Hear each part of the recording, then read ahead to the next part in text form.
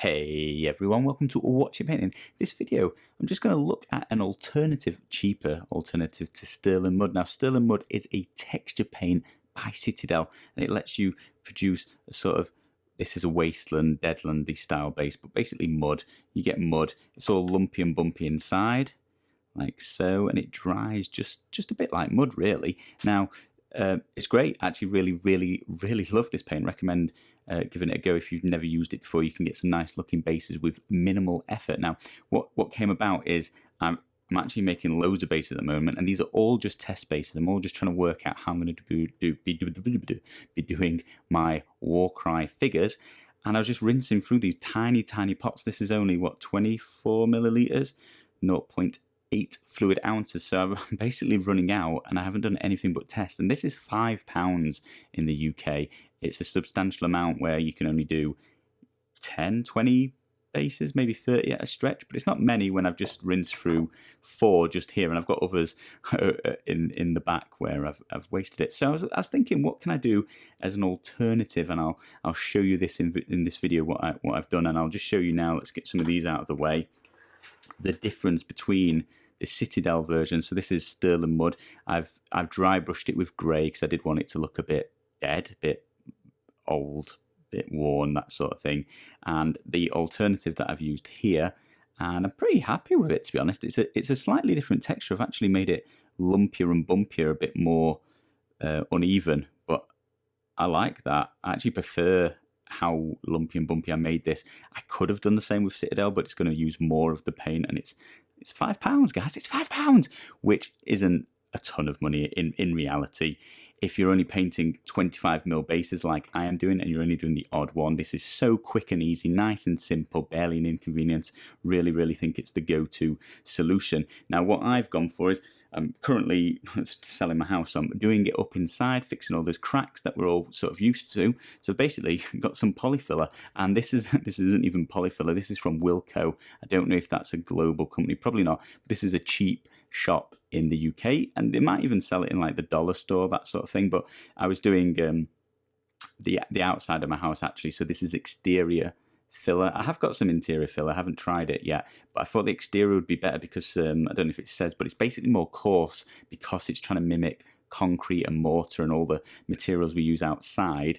It's lumpier and bumpier, which is kind of what I wanted. I didn't want the smooth finish that these fillers often offer. So this is what I wanted to try, and as I said, I mean, stay tuned if you want to see how it's done, but this is the difference. This is the Citadel one, this is the exterior filler, and just for reference, it's basically this whole 330 gram jobby, which is 10 times, more than 10 times this little pot. This was £3.50 and this was £4.75, so you can see the difference, and it really does depend what you're doing. If you're doing the odd 25mm base, this is quick and easy. It's not gonna, there's no effort really in just using a bit of this. This isn't a lot of effort, stay tuned for it, but it's not as quick and easy, and you have to keep this big pot lying around. But maybe if you're doing scenery, whew, imagine how much you'd save if you're actually doing a big area. So I'll be back in a moment and show you how to do this. This is all we're going to need for the start. We're just going to need a base of some sort. These are just 25mm off of my Zombicide game that I rebased. Some sort of spreader spatula. You could use a brush, but you're going to ruin a brush, so I've just got this spreader. And then, yeah, just a polyfill. And you're going to need a bit of time. I was actually going to do it as a race against the Stirland Mud, but the Stirland Mud's just going to dry and be completely done much quicker than this version. So I'm giving it a good squeeze. Get out, well, essentially as much as you want. The thicker you do it, the longer it's going to take to dry. But the more play you're going to have in the lumps and bumps. And if drying's not an issue, just do it as thick as you want. But it's basically pop it on and then spread it a bit like just a bit like butter. Just making sure you're pushing it down onto the base so it's getting some gluiness, some stickiness to the base, because otherwise it could just fall off.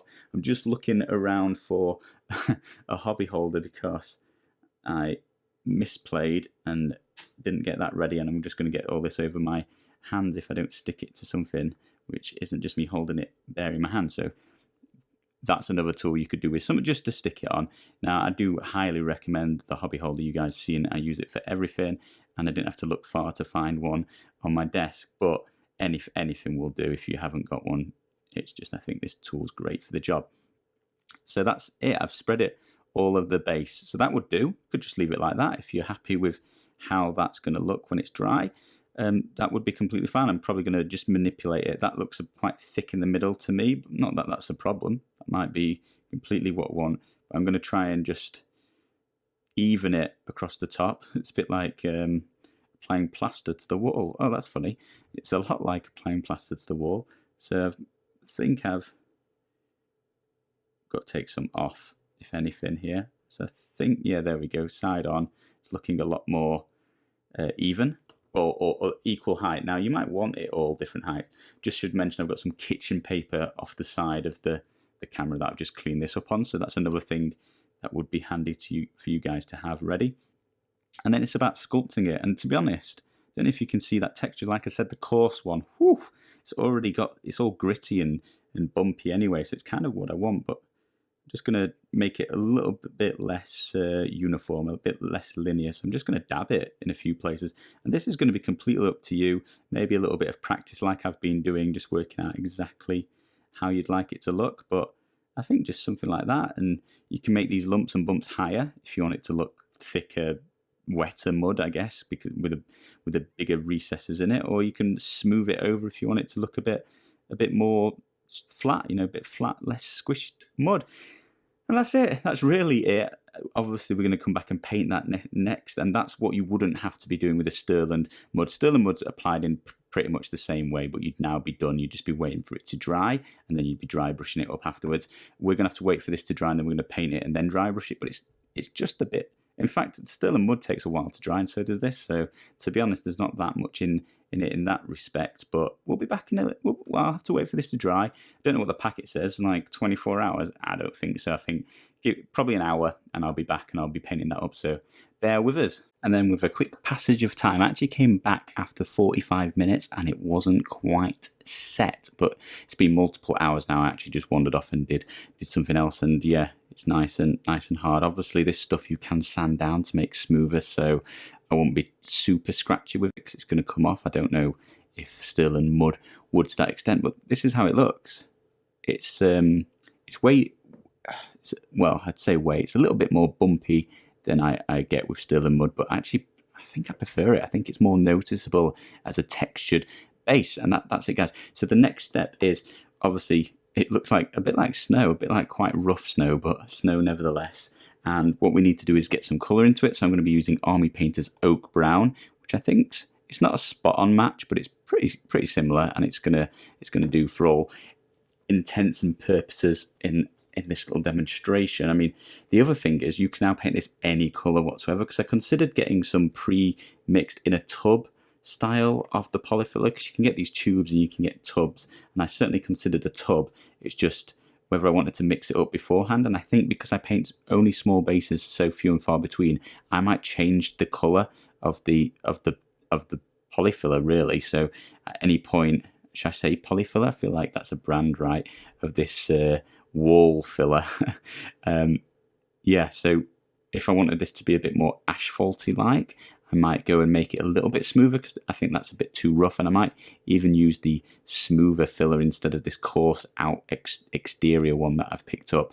And yeah, if I was to paint it a dark grey, I think it'll look very, very asphalty instead of this. And then yellow, if you want sand, I think it's, again, I've made it too rough for sand, but you could put patterns in it and make it look a bit more like sort of sand dunes, like they've formed in the wind. Anyway, so that's completely covered in this oak brown, and then again I'm just going to leave it to dry for 5 minutes.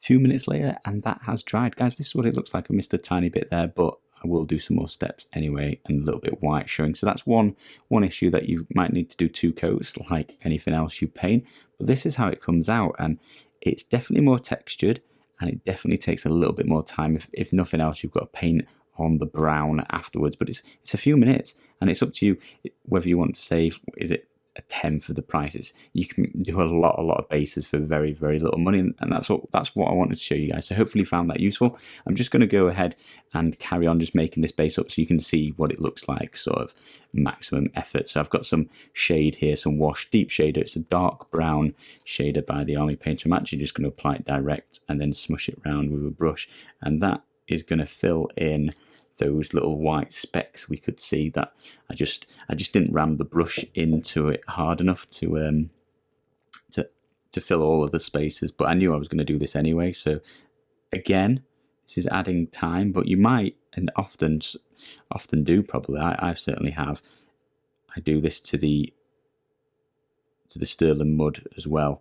A nice wash just brings out a higher level of the contrast. As you can see, it's really sitting in the recesses, and maybe I've put too much wash on this. I might remove a little bit just because the recesses are so bold on this version, because I've really got some proper dints in this, so it will dry really dark in those recesses. So again, it's just a waiting game. I'm just going to leave this to dry and I'll be back in a few minutes / an hour, because wash takes forever, but we'll see. Well, it's been about 30 minutes now and this is looking pretty dry, and hopefully, as I can tell, super high contrast. Now, Stirland Mud did it to some extent, but I think this is just deeper crevices and raised bits. Maybe it looks a little bit less like mud, a bit more rocky. So in this exact example, but I'm still down with that looking fairly realistic for some mud and at a tenth of the price. I'm going to highlight it up. I'm going to go for Basilisk Brown. It's quite a desert yellow. It's quite bright. It might be a little bit extreme, but I just want it to. I want you to be able to see what it looks like. I want you to be able to see easily on the video difference in the raised bits versus the shallow, the recesses. So I want you to see the contrast difference, and I think just doing it super bright will just make it super easy for you to see. And this might be a nice colour because I do like a poppy base anyway. So I'm just going to simply dry brush this on. I think it roughly flows this way. So I'll just dry brush across it. Bring out some of the detail in the raised bits, hopefully. Yeah, starting to pop out already. I'm trying to do this super gently with it being so ridiculously bright. But having said that, the other version I did use a really light grey. I went for a more Deadlandy style mud with like no life left in it, and it was super bright, and I just really liked it. So this is more of a yellowy. I think it'll make it look a bit more like clay. Oh, it looks so different on camera to real life. I'm sure you guys are all aware as miniature painters, when you take a picture or a video, it's just so different. It just looks way less poppy in the version I can see in front of me, and it looks more poppy on the screen in front of me. I think I'm going to leave it at that because I think you can really see that on the camera. All the raised bits really shining and showing this yellow off. That's really it. That's all I wanted to show you, and hopefully just show you how different the raised bits and the recesses are, because I think this does make a stronger difference there. Hopefully you found that video useful. Let me know in the comments below. After this, the next step, if you saw on the original base, you can make it look a little bit more personalized. I've added a couple of pieces of rock and then some of the Army Painter tufts, and I've got a couple of different tufts there. I think that's Deadland and Highland tuff, and it just brings it to life. And then, yeah, as I mentioned, I dry brushed this with a light grey. It gives a very different effect. To say these two bases were done exactly the same, except I did this with a yellow highlight and this with a dead grey. It's quite a different effect, but then so does the rocks and the grass. It just really brings it to life. I wanted to show you that just in case you thought this was a bit dull, but I just really wanted to show you a comparison to Stirland Mud. Hopefully that was great. Let me know how you feel about these live style videos. There'll be cuts as time progresses, but I think it makes it easier to make for me to make content. So I appreciate a little bit of feedback in the comments below. Thank you all ever so much for watching. I'll see you again next week.